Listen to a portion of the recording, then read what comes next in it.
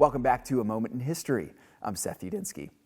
In this episode, let's explore a president in American history who may win the title for the best nicknames.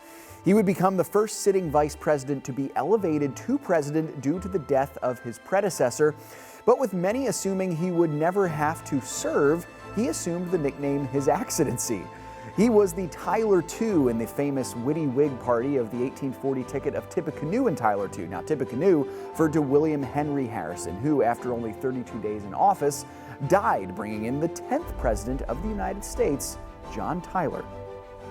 Now, Tyler holds the title of the first president to be born after the American Revolution ended. He was born in 1790. Like many of his predecessors, he was a Virginian. Now, Tyler rose to prominence in the Whig Party that grew in strength against the politics of Andrew Jackson.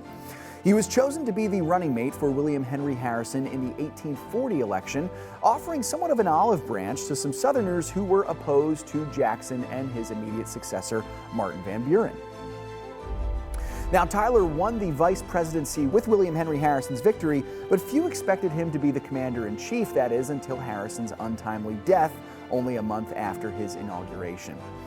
Now, Tyler, who would be the youngest man to serve in the White House up to that point at 51 years old, was pretty unpopular in the Whig Party. He was disliked by many.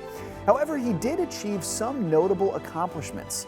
At the end of his time in office in 1845, for example, he authorized the addition of both Texas and Florida into the United States. Now, Tyler was a controversial figure, and his life ended in controversy. In the early 1860s, he would become instrumental in the formation of the political structure of the Confederate States of America.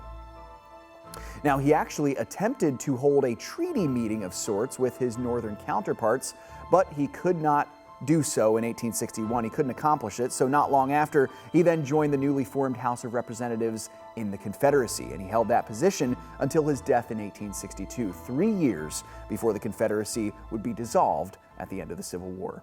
Thanks so much for joining me once again for A Moment in History.